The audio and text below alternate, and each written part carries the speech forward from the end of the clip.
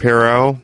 Very, he's a courageous dude. He does not, look, it's one thing to yap about things in the security and the comfort of your own podcast. I gotta go out and sit in a whole crowd of Black Lives Matter and explain to them why they're wrong, which is a pretty ballsy move. Good day, Gina Grad. Good day to you. And Bald Brian. Black people are genegeticy inferior. Ben Shapiro, man. Shapiro. Right out of the gate. Jesus. Lest we forget. He is, he's, I think Harvard is where he went. UCLA. We'll figure it out when Ben comes in here. And a bit of a Doogie Howser situation. Graduated very early. Yeah, he's a genius. He'd make a horrible politician because all he does is examine whatever the problem is and then just explain how it gets solved, which is the exact opposite of Gavin Newsom. Black people have a tendency toward crime. Jesus, Ben. So he'll come in here, and he's also, like our friend Milo, been pulled off the speaking circuit as well because or Milo, I can't remember Milo. He's been pulled off because security issues. Mm-hmm. Although not enough safe spaces. Again, that's it's quite a feather in your cap's what it is. Well, campuses have never, in the rich history, have never, to me, had guys not speak because of security issues. I don't think. I mean, occasionally there'd be some Klan rally or something. I'm trying to think. Ben Shapiro or Milo, that's not a security thing. Yeah, a lot of the campuses operate under the guise of the higher learning. Let's involve all opinions and all shades of discourse, and oftentimes it's not that. It's not going that way. You know, it's an interesting statistic. Some are better than others, but most are bad statistically. Colleges aren't getting money from the alumni at the rates they were. Because there's a bunch of 52-year-old dudes sitting around going, fuck those pussies. Mm-hmm. I'm not cutting them a check. Interesting. They're sitting there with their safe rooms, and they got their teachers pushing around, cameramen and all this kind of stuff. And they're all sitting around going, this isn't what I remember, and it's not what I support. Right. It's an interesting consequence of getting too much publicity. Yeah. Especially if he or she who's sitting around is going, we were protesting the Vietnam War and getting shot at by the security or, National Guard, or we were fighting for black folk to get the right to march or vote or assemble or whatever it is and getting fire hosed.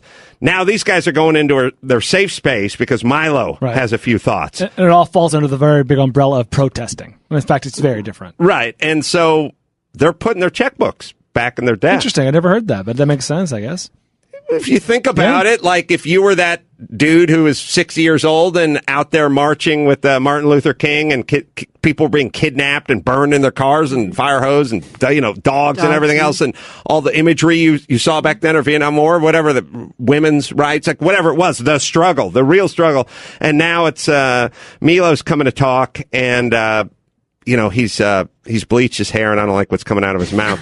Milo, sorry. Brian. Well, either way, bleach it, kills the germs. But either way, I don't think that's working for them in terms of cutting checks. It makes sense. All right. Let's see. Ben Shapiro's here. He's going to be in a couple of few. What we got? We got a couple of ballsy Ben Shapiro clips. I just went to YouTube this afternoon, and I love. You have a particular order you want to go in, or let's see. What is the first? What was the first one? Is it Black Lives Matter? The first one's him up there with the Black Lives Matter. He's talking about inequality and how it's about about race and not. Yeah, again, it's one thing to do it from the comfort and safety of your own podcast or even your own living room. He does it. He goes to the. He takes his message to the people. He takes it to the visiting team's house. He's a radio, looks like a panel or something, Q&A? Yeah, it looks like an Asian woman and a black man and a black woman up there with him. The brother has sort of an English accent. They're just people, Adam. They're just people. That's right. I don't see color. All right, let the Jew talk. Just because there's inequality does not mean there was inequity. But there has to be racism. You can't say there's no racism. Without evidence?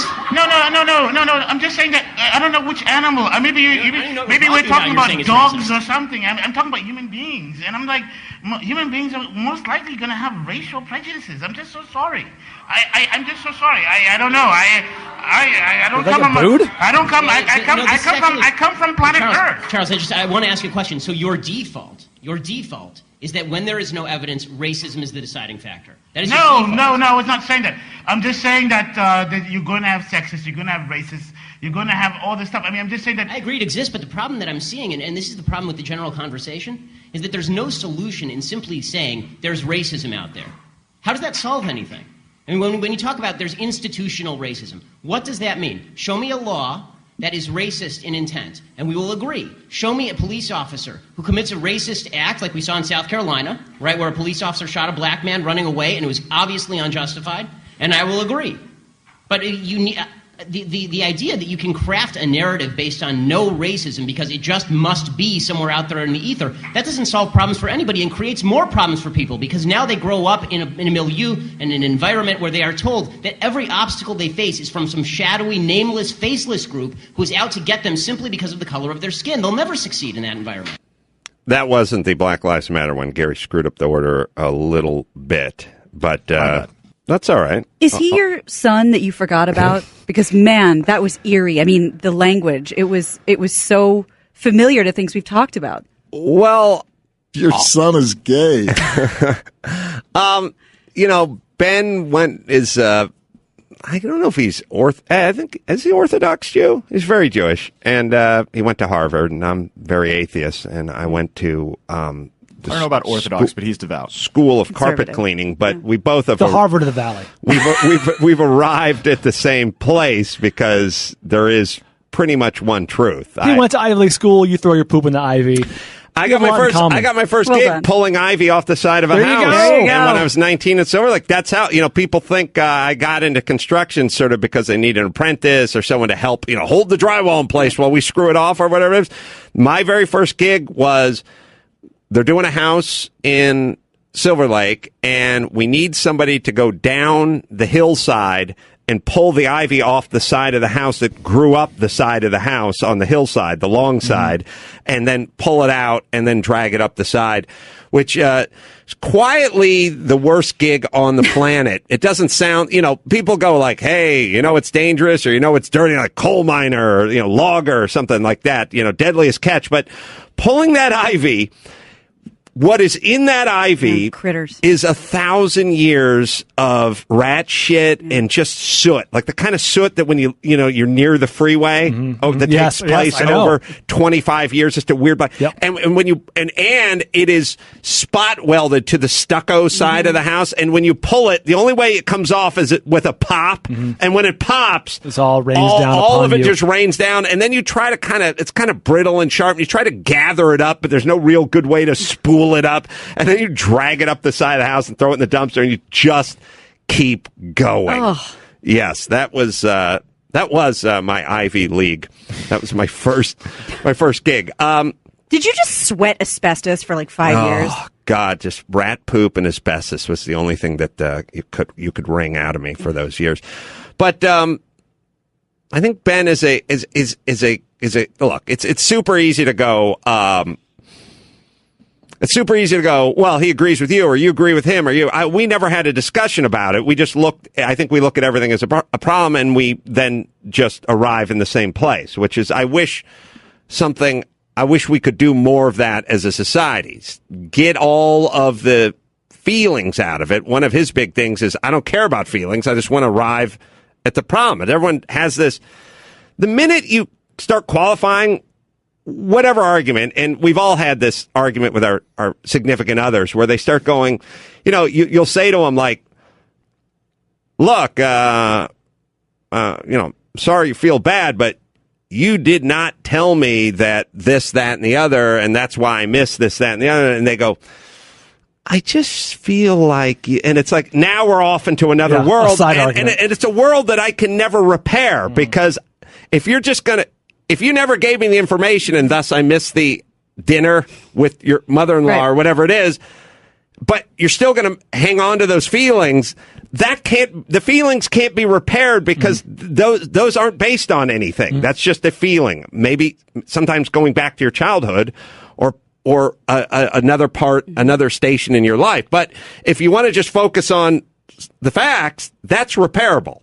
That's a fixable or actionable, or Yeah, like if you go, there are parts of our society that are feeling marginalized. Like, I can't do anything with that information. But if you want to start talking about poverty and numbers and housing and graduation rates and ways to achieve that, now we're talking. We can make a plan. Now we can make a plan.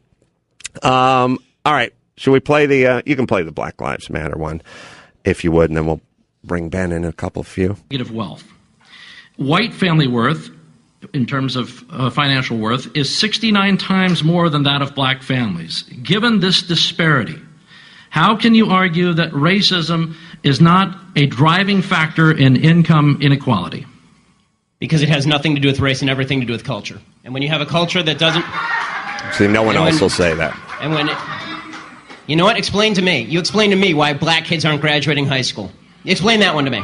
Explain to me why black kids are shooting each other in rates significantly higher than whites are shooting each other. Explain to me why 13% of the population is responsible for 50% of the murder. Explain to me why the number of black kids in prison, not for innocent reasons, not for walking down the street and getting pulled into a prison, is so high. Explain, if it has nothing to do with culture, explain to me why the single motherhood rate in the black community jumped from 20% to 70% in the same course of time that the civil rights movement has made such tremendous strides. Is America more racist now than it was in 1960? And if it is, please explain to me how that happened.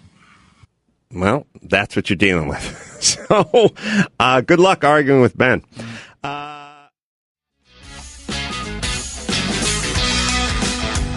It's time to check Adam's voicemail. Adam, can we please get a Adam Carolla and Ben Shapiro ticket for the presidency? Please. Between the two of you, you're famous/smart enough. Ben's got the smart. You can get it done. Please make it happen. Thank you. You can leave us a message at 888-634-1744. Well, he started UCLA at the age of 16. That was the Doogie Howser thing. And then graduated from Harvard Law in 07. Ben Shapiro is here. The Ben Shapiro Show, new episodes every week on iTunes and the website, dailywire.com. Good to see you, Ben. Hey, you too. I was listening to some of your stuff and had some thoughts, but I did like the idea of you explaining sort of the difference. We touched on a little in one of your clips. Inequality and inequity. Right. So everybody sort of conflates these two things. Inequality just means that two things are not equal, and inequity means that two things are not fair. So, I mean, us in the room here, you're much taller than I am, right? I'm much shorter. That's unequal. That doesn't mean it's unfair. And this is true all over life. I mean, we're born unequal. We have capacities that are not equal. I tend to be smarter than people, but I'm a lot shorter and have no jump shot. I'm not going to play in the NBA. That doesn't mean that the NBA is being unfair to me, right? It doesn't mean that I'm being disadvantaged in some way. So sometimes inequality is inequity. Sometimes the inequality is being driven by some sort of root unfairness. But I'm sorry, but government has no power to correct what Thomas Sowell calls cosmic injustice. I mean, if it's not government's job to correct the fact that you're taller than I am. Well, I think we're doing a math that's flawed, which is this group or these people or these folks aren't doing as well as those folks. So here is the reason. Right. And that is somebody's holding those folks down. But I mean, I think if you take a look at world history, there's always somebody doing better than somebody else. And it's not because somebody is putting their thumb on the scale. It's just because those folks aren't doing what these folks are doing. That's right. The greatest evil, I think, in human history is done when people walk into a room and they see one guy with $4 and one guy with $1, and they figure the guy with $4 must have somehow robbed the guy with $1. And so they say, okay, well, now it's time for us to beat the guy with $4 up or throw him in a gulag somewhere and take away his money and give it to the guy with $1 because something must have been like, we don't even check out the circumstances. Yeah. We just assume something is unfair. It's sort of the Bernie Sanders view of life. Okay, there's a lot of unfairness in life. Yes, that's true. Life is unfair. But that doesn't mean that somebody did it. Well, a couple thoughts. One is I was watching I did not watch the opening ceremonies, but I did watch the NFL Hall of Fame speeches, and I saw guys out there like Green, who played for the Rams, Steelers, and a bunch of other outside linebacker, third overall in sacks, and every single one of these guys, because I love football. I love football. I like the military. I like college wrestling. I like these as sort of metaphors for like life. And he was explaining that, when he showed up to Auburn, I think there was a fella by the name of Bo Jackson. And he didn't know who Bo Jackson was, but he was having to tackle Bo Jackson and getting run over quite frequently by Bo Jackson, because now we know who Bo Jackson is. It didn't make much sense to him. And that the tackle on the offensive side, and I'm looking at Brian now, is the perennial All-Pro that went to San Francisco 49ers. Harris Barton? Yeah. Oh, no, it wasn't Harris Barton.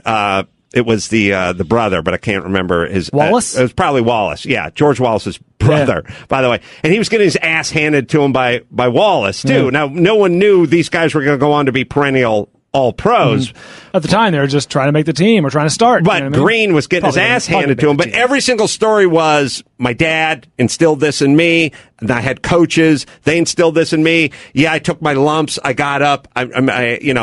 Bo Jackson ran me over 10 times. I got back up again, and I dug in, and I got ran over an 11th time, but I got up. And I couldn't have done it without my dad, and I couldn't have done it without the coaches. I couldn't have done it without the people around me. Well, the message that I think is really important for people, and this I got when I was in middle school. Well, I went to Walter Reed Middle School. I think you also went to Walter Reed, right? Yes. Yes, I went much... But I was reading at a third grade level, and you were at a junior in college Yes, level. I was in the IHP program, right? They had the magnet program over there at Walter Reed, and one of the things, they had an IQ cutoff. You had to have they give you an IQ test, and you have to have above a certain IQ. And I got in above the IQ cutoff, but not by some huge margin. So I was in a class with people who had 180 IQs, 190 IQs, people who were off the chart. Yeah, Carolla, I mean, you were there. Adam took the test, too. That's right. He's being humble. Yeah. No, I remember hanging out with those folks saying, like, hey, could you move your feet? I got a mop under the desk. So you're in the same class as them, technically. No, I was you in were there. in the same class. And Yeah, I remember saying at the time to my dad, there's a girl in my class, and she's doing, like, final level college calculus in, I think it was 7th grade. And he said, well, it's not just the level of the IQ that matters, it's how hard you work. And now I look back, and thank God my life is pretty good, and I think she's teaching gym at Michigan State. Right. And that's pretty normal. I mean, the way that life works, real effort, no matter what you do, is rewarded a lot more than where you started. Well, let's just talk about comedy. Like, I mean, people say to me all the time, who's the funniest guy you know? And I'll go, I could tell you, but you won't recognize his name. I'll tell you who's one of the hardest working guys I know, Jimmy Kimmel. Mm-hmm. So you take something like comedy. Well, that's a kind of touch by God kind of ability. Yeah. I try to tell people all the time, like a, musical ear. Some people are great with kids, or some people can speak multiple languages or whatever. Comedy's basically that. You're just that, or you're not that. So it's kind of gifts. It's a gift. And many people, well, first off, people just OD when they're 27 and never really realize it. And then there are people, you take guys like Drew Carey. Drew Carey is not in the top 500 funny people but has managed to make hundreds of millions of dollars. Or Jeff Foxworthy. These guys aren't particularly funny guys. They managed to make hundreds of millions of dollars going at it, sticking with it, forcing the issue. Like, comedy is one of those perfect...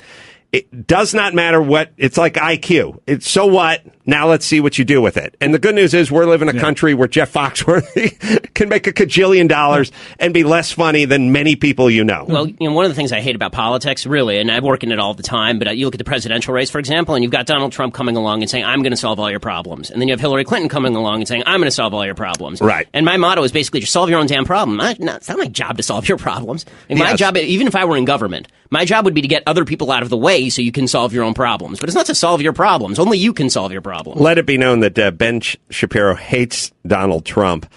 I think with a fiery passion of 1,000 suns. Yeah, he's a dumbass, yeah. Did you dislike him before he decided to run for office? No. Did you dislike him as a personality? No. I didn't follow him very closely as a personality. Just from what you knew about him. No, I wrote a column in 2011 where I said I thought he'd be a very strong candidate because he had 100% name recognition. He is a strong candidate. Yeah, and I was right about the candidacy, right? I mean, he's got very, obviously 100% name recognition.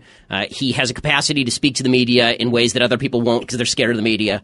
He speaks at a fourth grade reading level, which we can make fun of, but also speaks to a lot of people. It's a bullseye on a certain target. I thought all of that was good about him in 2011. When he started off this campaign, I was sort of open-minded about his candidacy. And then as he turned into the running turd tornado that he's become, where just every day he's hitting a puppy with a hammer, you just, at a certain point, when I fell off the train, I mean, there were a bunch of boo-boos in a row, but the point when I fell off the train was when he was asked on national television about David Duke and the KKK, and he goes, I don't know who these people are. I don't know who they are. And I was like, really? Like 2 days ago you disowned them. Like 2 days ago.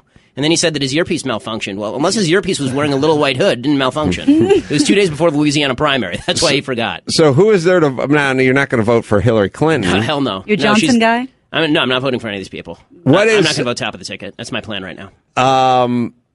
It's weird. I knew you were coming in. I know because I listened to your radio show in the morning just how much you hate Trump. And then there's a lot of people like the guy who follows you on the radio, who are Dennis Prager, who hates Trump as well, but he believes Clinton is more dangerous than Trump. So he's going to, I'm sure you've had this argument in the hall. This is Jew on Jew crime. This is light blue on light blue. Dennis would finish me. Dennis is the tallest Jew in the world. And I'm the average sized Jew, which is to say 4 inches shorter than everybody else. Yeah, but he's a gentle giant. But you know, his thing is I don't like Hillary Clinton. I think she's dangerous, so I must vote for Trump, which I'm sure right. He's got a lesser of two evils philosophy. Right. Yeah, and I understand that. I mean, she is the most corrupt woman ever to run for high office, most corrupt person ever to run for high office. Definitely most corrupt woman. Yeah, exactly. There are like 3 of them, right? But she's the most corrupt person to be running for high office on a major party ticket, certainly in modern American history. But here's sort of my logic. My logic is that if I'm truly conservative politically, and I believe that the future of the country rests on a small government constitutional conservative getting into power and then actually rolling back all of these crappy government programs, I can't have a Democrat masquerading as a Republican taking over the only conservative movement that I've spent my life working for and then perverting it to become Trumpism, because Trumpism is not conservatism. And so it's like, I understand Dennis's argument and it has some merit.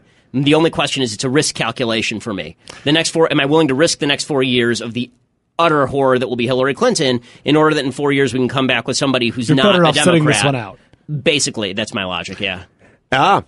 Maybe it's 4, but maybe it's 8. We don't know. I was thinking about my kids. Well, certainly 4 years will have a chance. Right, exactly. That's right. If he gets elected, then for 8 years, this is the Republican Party. I was thinking about my kids. I was thinking if Hillary's getting in, I'm sure she may get 2 terms. I don't know.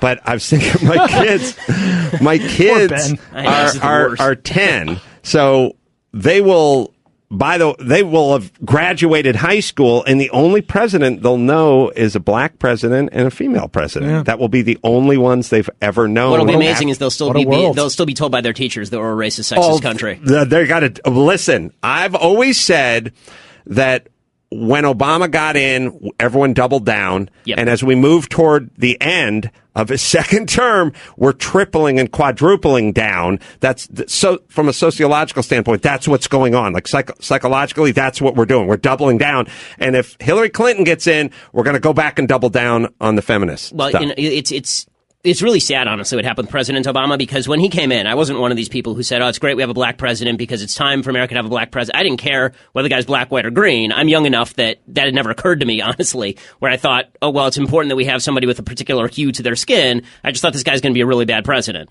But, when he got in, he had the opportunity to sort of say, okay, finally we can start to move beyond the racial conflicts of the past. Obviously, this is a sign that America wants to move beyond the racial conflicts of the past. And instead, he saw that, racial polarization was a tool that he could use in his political arsenal. And he used it in 2012 very effectively, and he's been using it since he was elected. And Hillary's doing the same thing now, right? She'll probably win. I mean, right now the betting markets have her at like 75%.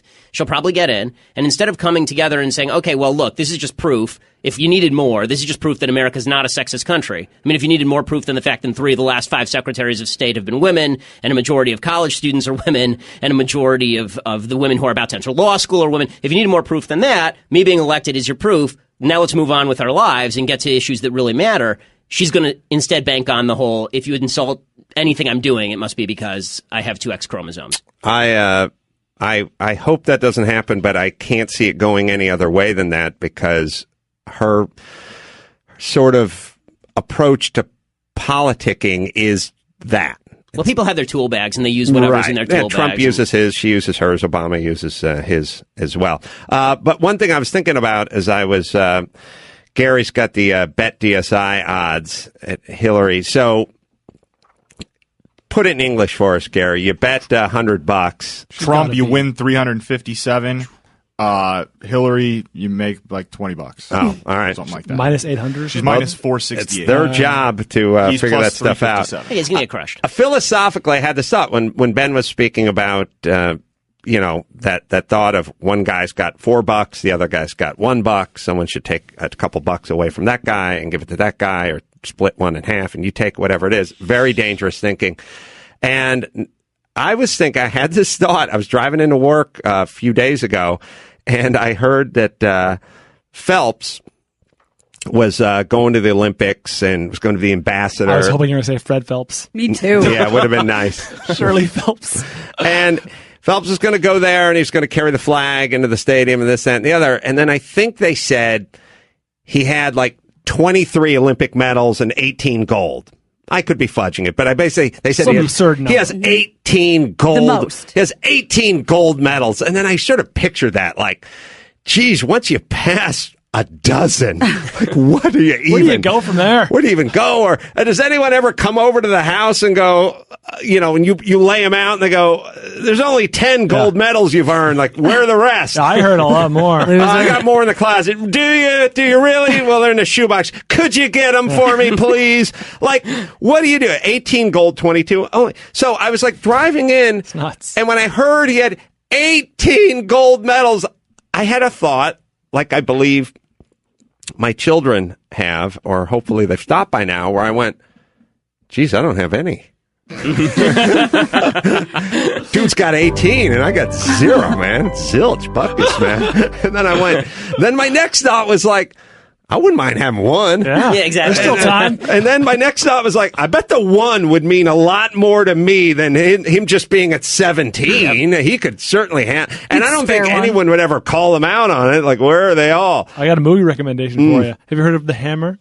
I should do a movie where a young man tries to box, an old guy tries to box. So I had this thought, and I just went like, I'd like to have one of those medals. I bet my kids would be impressed. They saw me ironically swimming in it. Yeah. You know what I mean? By the pool. And how do guys so out of shape earn a gold medal? So I had this weird, just sort of, that thing you do when you're driving, but you're not really, you're just kind of floating around out there. And I just went, I want one. And then my next thought was, he doesn't need all those. And I thought, well, you could kick one down to me. And then I thought, wait a minute, what would I tell people? Like, what would the story be? Like, I talked Phelps out of a gold medal, or I stole one from him, or I guilted him out of it. Hit him with a tire iron. And then I thought, I don't think I would feel that satisfied with myself. Like, the day of would be a pretty exciting day where I got the gold medal, and then I got to display it and show it to friends and neighbors and stuff. But then when they started asking questions, I'd start to feel a little hollow and like I didn't earn it, and it wasn't really my gold medal and all that. And then I just sort of went over the whole Bernie Sanders platform, and I was like, yeah, this doesn't work, where you just take stuff away from guys who spend hours and hours in the pool at 5 a.m. while I was, hungover and just going to bed. And then at some point You're passing each other on the way to and from the pool. But we just go, look, what do you need all that for? Yeah, well, you deserve, you worked hard. I understand, but this guy doesn't have any. Why we're just saying kick one down. I'm saying it hurts the guy who gets it. I really think it's why the baseline assumption that the government uses, which, we'll just give you a hand up. If we just give you a hand up, then you'll take that hand up and you'll go on to do great things. I'm sure for a certain percentage of people that's true, but for the vast majority of people who are on welfare, for example, for a very long period of time, they don't take that and say, okay, now I'm going to go out and I'm going to use this money to invest in my first business and I'm going to go start a lemonade stand. They say, okay, well, I didn't achieve anything for this money, so why would I have to achieve anything for any other money? Here's money. It's in my mailbox. Great. It just cuts everyone off at the knees. I don't know why people don't know that, and I don't know why we have to start making some division between being philanthropic and hobbling people, like emotionally stunting their growth and literally physically changing them because they start getting out of shape, they stop moving, they stop whatever. That we need to. There's always the baby getting thrown out with the bathwater when I start explaining that people need to earn their money, or, I don't like, there's somebody, people tweet me stories that they know are going to drive me insane. There's some school system that now during the summer, because the kids can't get the free lunches and the free breakfasts because it's summer, they're not showing up and getting the free food. They've loaded up a school bus and they're driving to the kids' house and giving it to them. And I'm like, mommy and daddy got to make you a meal. They have to do it. Symbolically, they have to do it. Honestly, God, if you're not feeding your kid, give up your kid for adoption. And seriously, I have 2 of them. If I had to die before I would not feed my kids, I would die before I would not feed my kids. Come the hell on, people. Like, feed your kids. What the hell? Well, please don't burn into their psyche that mom and dad are unable. I said unwilling and not unable. And the reason I said unwilling is because most of the people were fat who were getting the free meals. They were overweight, including the folks handing them out. But you see mommy and daddy eating dinner every night or going to Taco Bell or doing whatever it is. I mean, you know that they're able. Like, I was on the free lunch, whatever. I knew in the back of my head my mom was capable of heating up a skillet and cracking an egg into it. She chose to take the easier route, which was eat slop that LA Unified provided for free. It's amazing. Well, I spoke at Otay Ranch High School, which is down in San Diego. It's like a low-income high school. This is probably a year and a half ago. And one of the things that I was talking about is financial literacy. And I went up there, and there was a bunch of Bernie Sanders supporters among the kids because, of course, free things. And they're all a bunch of them are lined up in the back of the room, and it's a heavily minority crowd. And at one point I said, look, it's a free country. There's nobody in America. If you don't want to be poor in America, there's only 3 things you have to do. This is true, right? According to the Brookings Institute, which is a left-leaning institute, you do 3 things. You graduate high school, you get a job, you don't get pregnant before you're married. That's it. Those 3 things, you will not be permanently poor in the United States. You might be poor at some point in your life. You won't be permanently poor. 100% you won't be permanently poor. So I say this, and the kids start kind of getting awkward in the back of the room. And I said, well, can you name anybody who's... And I said, well, further, let me just say this. If you're permanently poor in America, it's because you're really crappy with money. There's nobody in America who's fantastic with money who's permanently poor. I'll agree with that. And again, there's this audible kind of buzz that goes through the room. And I say, okay, can any of you name anybody who's like fantastic with money, who's permanently poor? And at that point, the principal of the school walks up to the front, cuts off my mic, and says, and turns to me and he says, we have to cut it off here. Because it was offending all the kids in the back of the room, because they have parents at home who are permanently poor, right? And they don't want these kids being told that their parents are bad with money, that maybe it's mommy and daddy's responsibility to provide for you at home and not the government's responsibility. And maybe mommy and daddy ought to be making better decisions with their money so that you can have more to eat. Well, and from the story you're telling, it sounds like they're fine with those kids continuing that cycle. 100%. They not only are they fine with it, they would prefer that to me hurting the feelings of the kids.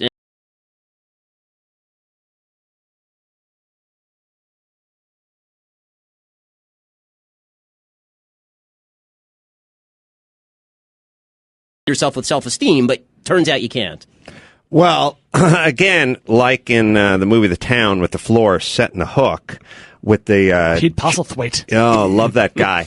Why are we setting the hook and giving them a free taste of free government slop at age 7, 8, or 9? Getting them on the government just getting them shifting that shift that has to take place emotionally and psychologically to go, I have to wait on my front stoop for some volunteers driving a freshly painted school bus to stop and hand me something in a box before I eat lunch.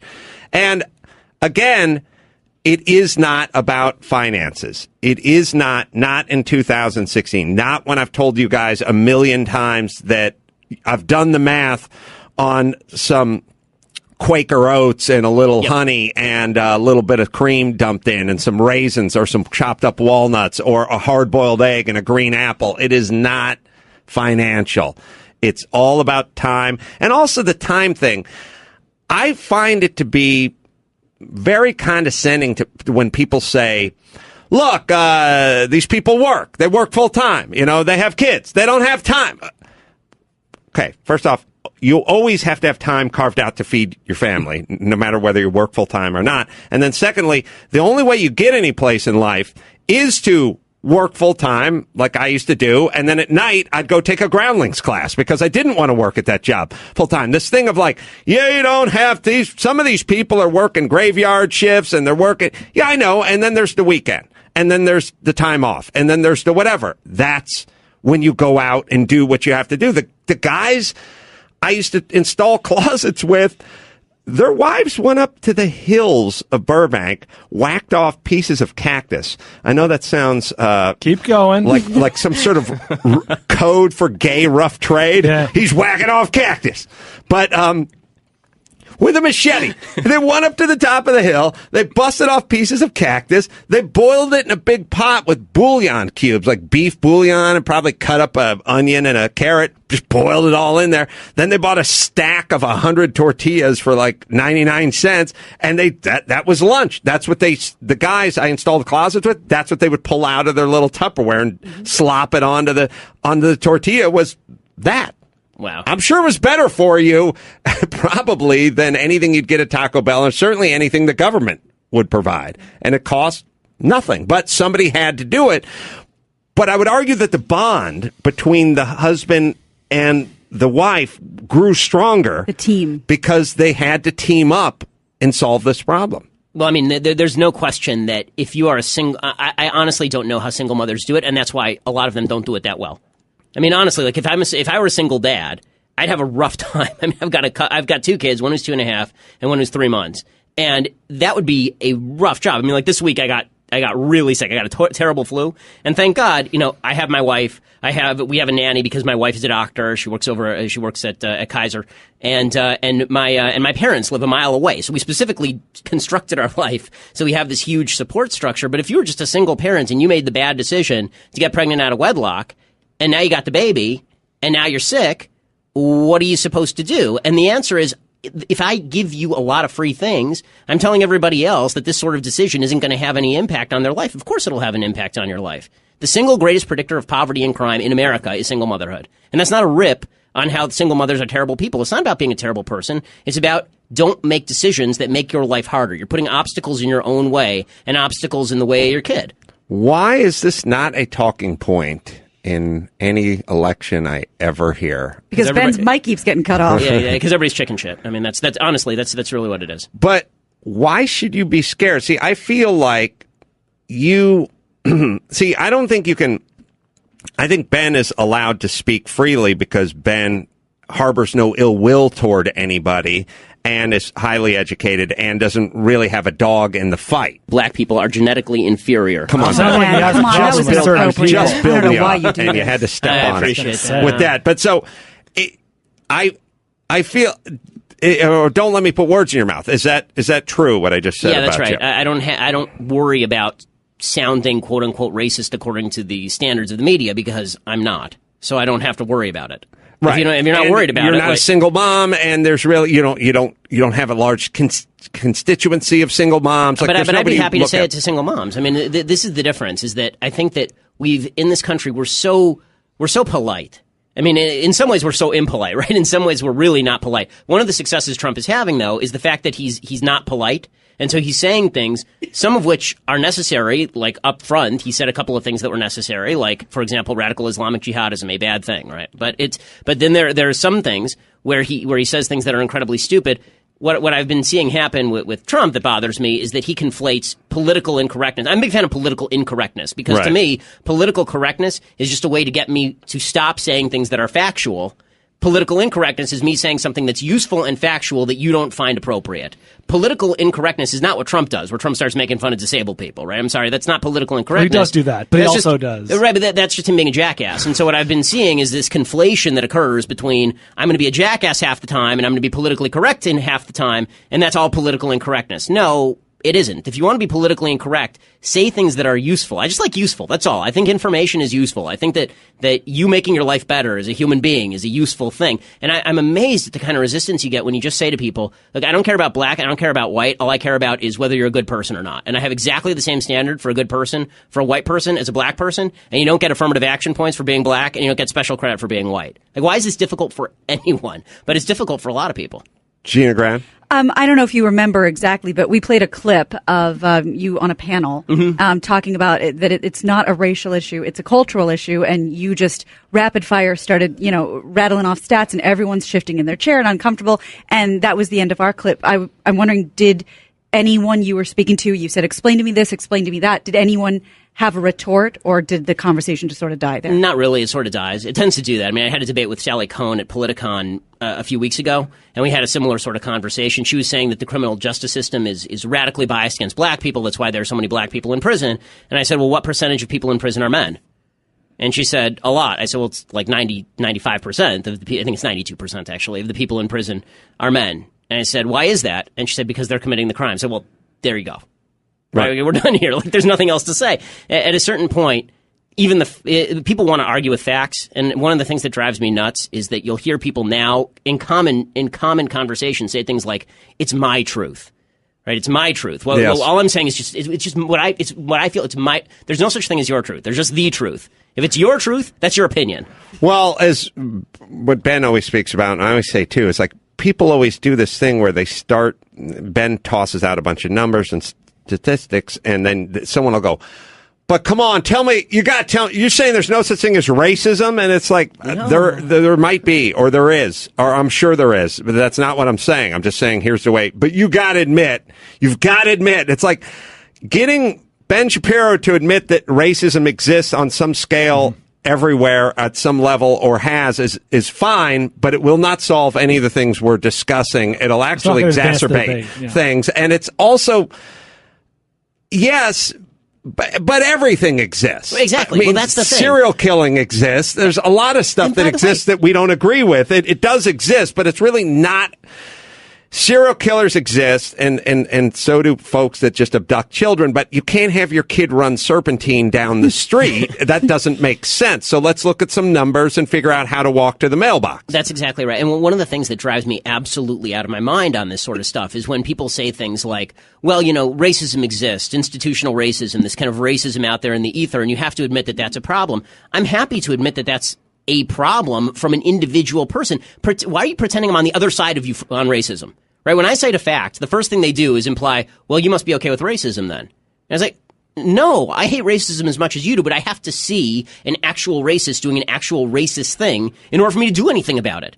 I mean, I can't go ghost hunting with you. I'm not going to do that. If you just say racism is out there, what are we supposed to do? Go grab our Ghostbusters uniforms and run out there and fight it? Like, how about this? How about you find me somebody who did, like, was there anybody, I missed it, was there anyone in America who thought Dylan Storm Roof was a great guy after he murdered a bunch of black people in Charleston? Absolutely not. Of course Except not. Buddies. Of course not. I mean, and I'm sure he didn't have a lot of buddies, right? Which is one of the reasons he was a crazy asshole. Right. That's the fact is that no one is really there are very, I won't say no one. There are very few people who are on the side of actual racism, but the implication is that if I disagree with you, then I must be on the side of racism. Or if I disagree with you, this is the conversation I had with Piers Morgan. If I disagree with you on gun control, then I must be on the side of people who blow away little kids. It's like, no, you're just, no. I'm not sure if that's the way they think, or it's a very effective way to shut down whoever's opposing their opinion. Because, racist is a pretty good way to shut somebody down when they have an opinion that's different than yours.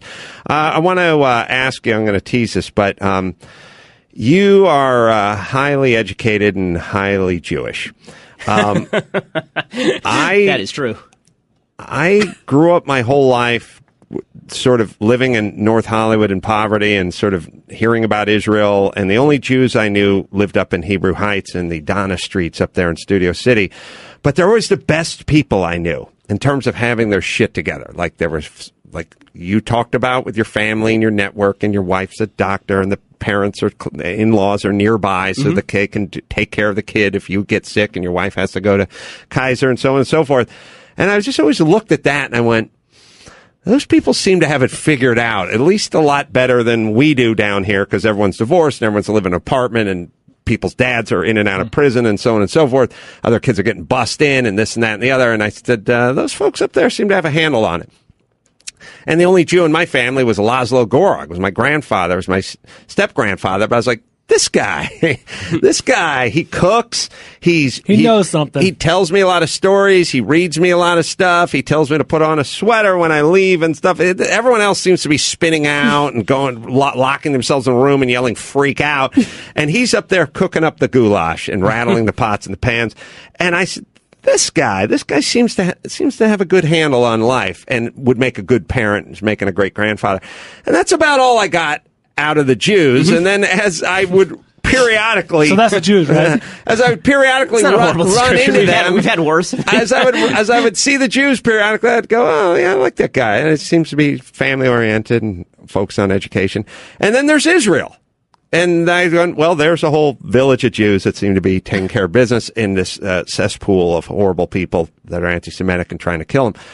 And at a certain point, somebody who comes from sort of the camp I grew up in, left-leaning folks, just went, no more about Israel. And I was like, I thought shouldn't we be on the side of these people that are over there trying to hold up all the ideals that we have, that we cherish so greatly here surrounded by people that have thrown all those notions out the window? Why are we siding with others and not those folks? And I don't know when it happened. I know I ask you every time. Yeah. But as somebody who knows the religion well and is highly educated, I'm going to tease it, but just give me your take on Israel and what's going on with us and our feelings toward Israel and how it shifted. All right, Ben, quickly, what is going on and why has the media, and I'm guessing a lot of the media and a lot of the left, and what's wrong with Israel? What happened? Well, I think Israel started to win. And so it actually goes back to the original conversation we were having, which is that for folks who are on the left, and the media are on the left,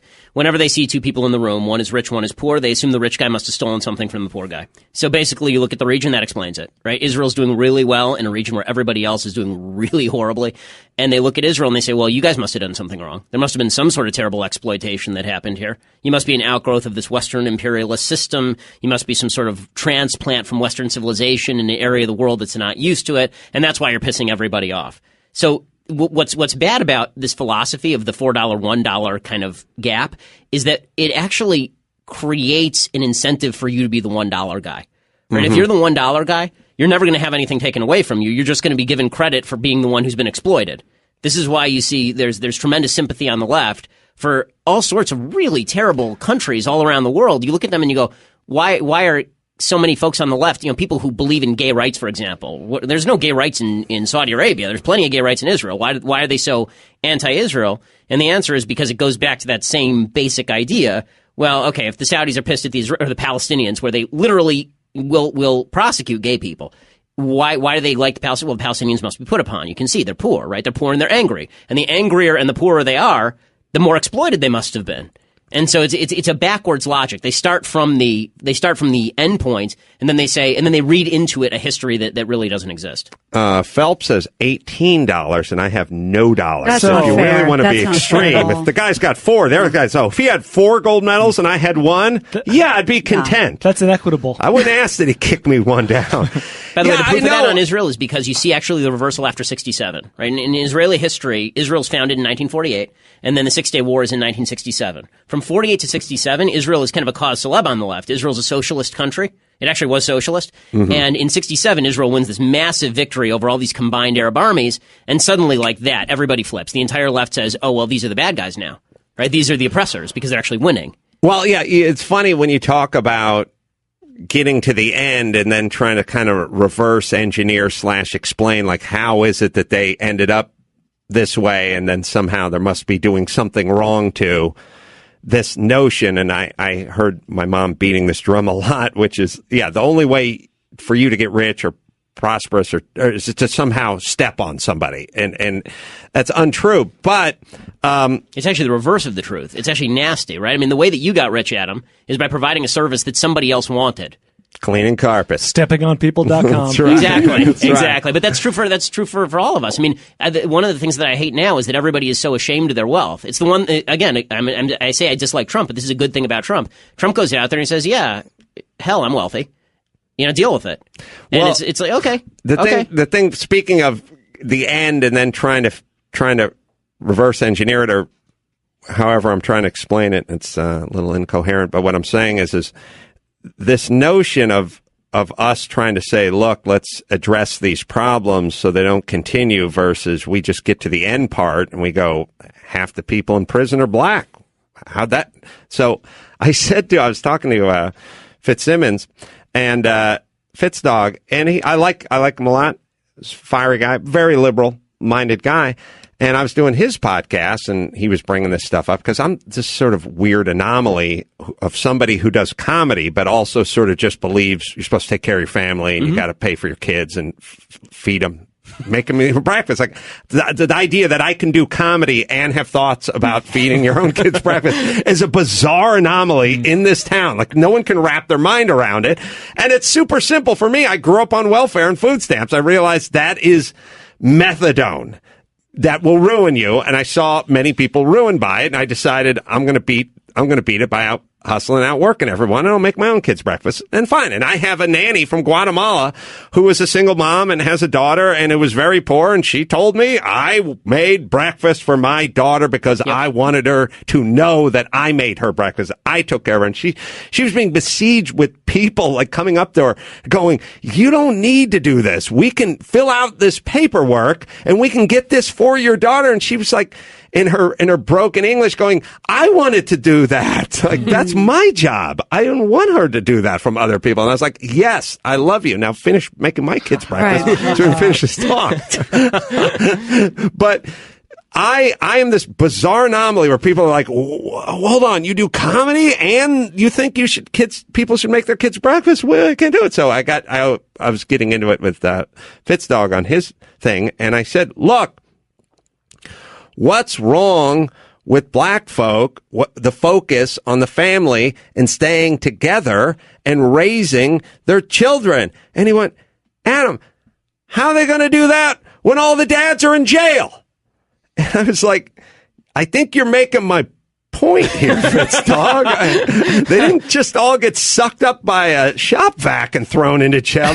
There's something that was going on that got them to that point. And I'm not saying let's spring all those guys from jail and get them back to renew their vows. I hear what you're saying. What I'm saying is let's start to turn let's see if we can bend the stream a little bit so it's not going to jail. I mean, I said this in that same Black Lives Matter debate. We were talking about this, and I said I'm still waiting for somebody to show me the white racist who's pointing a gun at the black man having sex with the black woman and saying, okay, I want you to impregnate her and then leave. Right? That's not white racism. That's individuals making very, very poor moral decisions. It is a moral thing. I'm sorry. You abandon a woman who you impregnate. That makes you a bad person. I'm sorry. It does. Like I got married, and then I got married specifically in order so that when I have kids, this is why people get married. This is the real reason for marriage. Okay? The real reason for marriage is not two people who love each other. You can do that, for $100 down on Hollywood and Vine. Okay. The real reason you get married is because you're going to produce children within a union that is created for the benefit of the children. That's why marriage matters. It's why divorce has been so harmful. Yep. I'm sorry. No, it is. I'm not religious at all, but I felt that way. Exactly. I felt like as long there's no reason to get married if you don't want to have kids. Well, the reason that we get along, by the way, is because I'm a deeply religious guy. I don't do religious arguments. I don't think that they're valuable. Yeah. As a typical rule. I just don't. Well, the problem with the religious argument is we want to crunch some numbers and some data and arrive at a solution. Right. Me and Dennis Prager going off and do a gig and him going, how can you say there's not a God? How did that flower get there? And I'll go, some Mexican planted it. He got it from Home Depot. But before you tell me. Before that. And it's like, Mexican get there. Yeah. This is a thing that'll just keep going. Right. And there is no, I'm going to pull some stats. I'm going to lay them on you and I'm going to give you a plan. I want to deal in life. I want all life's problems to deal like you went and met with a nutritionist. And that nutritionist did this. Like whatever life's problem is, that life's problem walked into that nutritionist's office and they said, let's put you on the scale. Mm-hmm. Let's see where you're at. Ooh, okay. Some people you could lose 10 pounds. Some people are morbidly obese. Like, okay, let's do it. The cholesterol's too high. Right. Now let's put together a plan of action to either deal with, you could lose 8 pounds, look a little better on the raft with the model that I was talking about earlier, or, hey man, you may die in the next 6 to 8 months. Like, that's a different plan. Let's start focusing on a plan. Anyway, you've stepped off the scale. Let's get the body mass index thing. Let's get the fat. Let's work up some blood. And now let's chart a course. Exactly. And what those people do is they sit down and they're sort of realistic. They'll go like, what do you really like? What can you not do without? And the person will go like, I like my French fries. You know, I can't help it. You know, okay, once a week you're allowed to have French fries. And now let's start shaping breakfast. And then they lay out a thing and that's it. But you know, what's interesting is I think most people don't actually, I mean, obviously, most people don't want the plan. They just want to bitch about their life. Like I have this rule with my wife, actually.